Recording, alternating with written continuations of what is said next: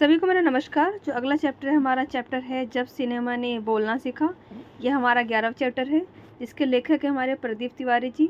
इस पाठ में हमारा जो प्रदीप तिवारी जी ने बताना चाहा है उसमें कि फिल्म जो सिनेमा जगत का कैसे विकास हुआ, किस प्रकार से जो पहली फिल्म हमारी बोलती हुई फिल्म आई, किस प्रकार से बनी, कैसे कैसे उसका हुआ, ये पूरा का पूरा हमारा इस चैप्टर में इस पाठ में विवरण दिया गया है। तो हम पाठ के माध्यम से जानेंगे कि हमारे प्रदीप तिवारी जी क्या कहना चाहते हैं। आइए पाठ पढ़ते हैं। वे सभी सजीव हैं, सांस ले रहे हैं, 100% बोल रहे हैं। 78 मुर्दा इंसान जिंदा हो गए, उनको बोलते बातें करते देखो। देश की पहली सवाक मतलब होता है बोलती फिल्म। आलम आरा के पोस्टरों पे विज्ञापन की ये पंक्तियां लिखी हुई थी। 14 मार्च 1931 की वह ऐतिहासिक तारीख भारतीय सिनेमा में बड़े बदलाव का दिन था। इसी दिन पहली बार भारत के सिनेमा ने बोलना सीखा, क्योंकि इसी दिन मतलब बोलती फिल्म का स्टार्ट हुई थी और सीखा। हालांकि वह दौर ऐसा था जब मूक सिनेमा मतलब बिना बोलती फिल्म लोकप्रियता के शिखर पर थी। पहली बोलती फिल्म जिस साल प्रदर्शित हुई उसी साल कई मूक फिल्में भी विभिन्न भाषाओं में बनी, मगर बोलती फिल्मों का नया दौर शुरू हो गया था। पहली बोलती फिल्म आलम आरा बनाने वाले फिल्मकार थे अर्देशीर एम ईरानी। अर्देशीर ने 1929 में बॉलीवुड की एक बोलती फिल्म सो बोट देखी। उन्होंने पहली जो फिल्म उन्होंने बोलती हुई देखी बॉलीवुड की देखी थी सो बोट, और बनाने की उनको बोलती फिल्म बनाने की इच्छा जागी। पारसी रंगमंच के एक लोकप्रिय नाटक को आधार बनाकर उन्होंने अपनी पहली फिल्म की पटकथा बनाई। इस नाटक के कई गाने ज्यों के त्यों फिल्म में ले लिए गए। एक इंटरव्यू में अर्देशीर ने उस वक्त कहा था कि हमारे पास कोई संवाद लेखक नहीं था और गीतकार नहीं था, संगीतकार नहीं था, इन सब की शुरुआत होनी थी। अर्देशीर ने फिल्म के गाने के लिए स्वयं भी धुनें चुनी। फिल्म के संगीत में महज 3 ही इंस्ट्रूमेंट थे, तबला था, हारमोनियम और वायलिन का इस्तेमाल किया गया। आलम आरा में संगीतकार या गीतकार में स्वतंत्र रूप से किसी का नाम नहीं डाला गया। इस फिल्म में पहले पार्श्व गायक बने WM खान।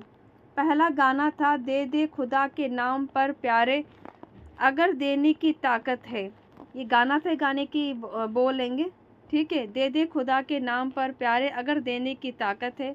आलम आरा का संगीत उस समय डिस्क फॉर्म में रिकॉर्ड नहीं किया जा सका।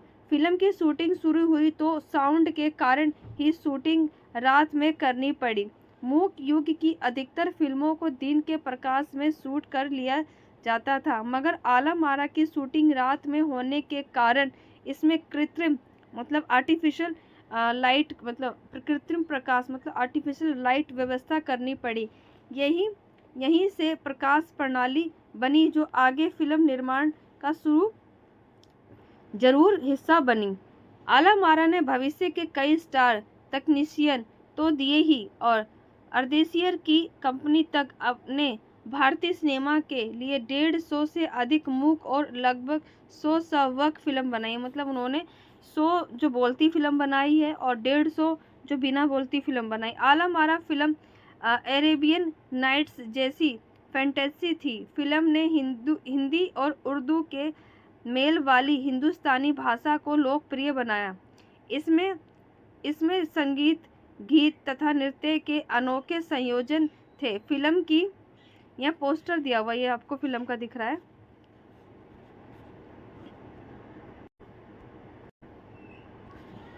नायिका जुबेदा थी और नायक थे मतलब हीरोइन थी जुबेदा जी और नायक थे विट्ठल, जो हीरो थे विट्ठल।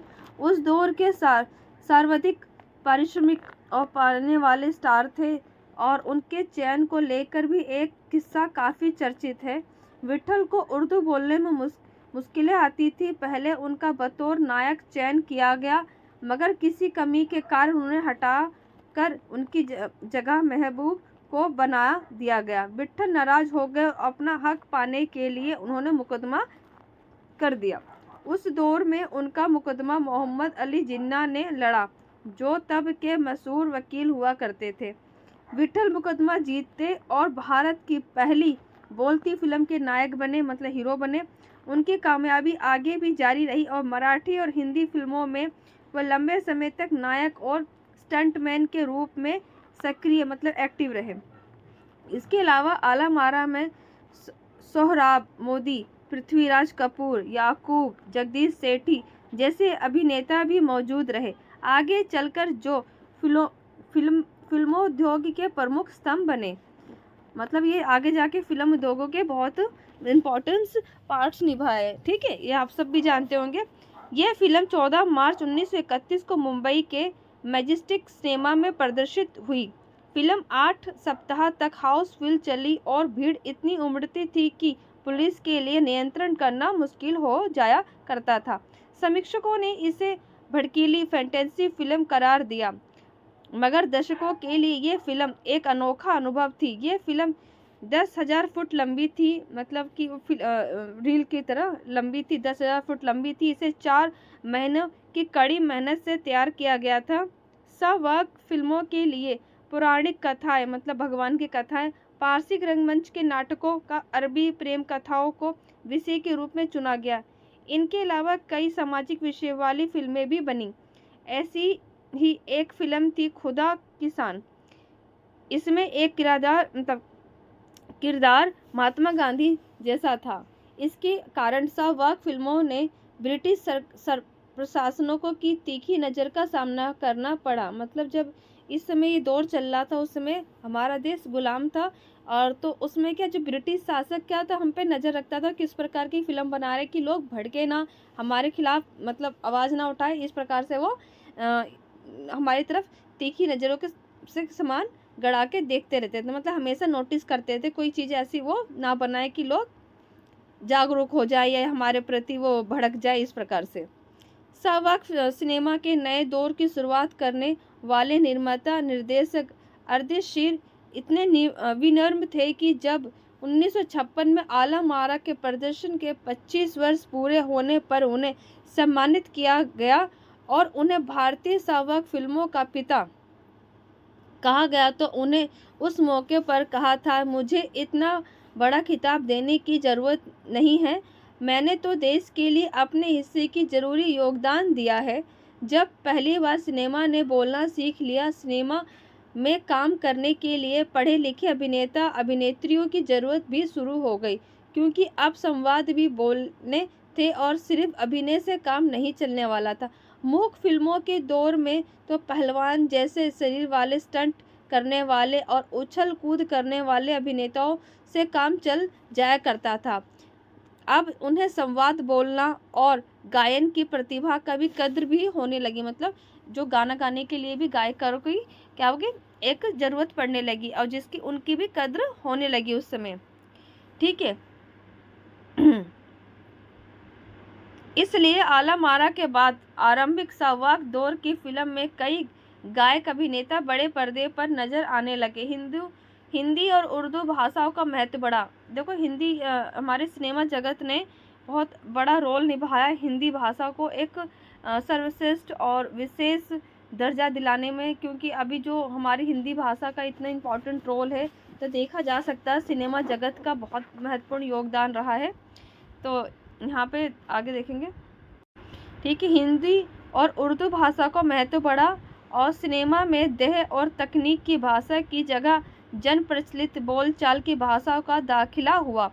सिनेमा ज़्यादा देसी हुआ और एक तरफ ही नई आज़ादी थी, जिससे आगे चलकर हमारे दैनिक और सार्वजनिक जीवन का प्रतिबिंब फिल्मों में बेहतर होकर उभरने लगा। मतलब लोग अब क्या मतलब फिल्म में जो ट्रेड होता था वही लोग जैसे कपड़ों का, हेयर स्टाइल का वो अपनाने लगते थे। आगे आप देखेंगे अभिनेताओं और अभिनेत्रियों की लोकप्रियता का असर उस दौर के दर्शकों, मतलब जो लोग देखते थे उनको दर्शक कहते हैं, दर्शकों पर भी खूब पड़ा। माधुरी नाम की फिल्म में नायिका सुलोचना की हेयर स्टाइल उस दौर में औरतों में लोकप्रिय थी।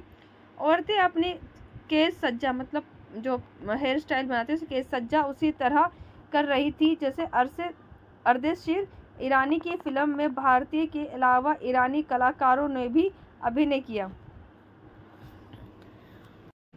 स्वयं आला आरा भारत के अलावा अन्य देशों में जैसे श्रीलंका, बर्मा या पश्चिम एशिया के अन्य देशों में भी पसंद की गई।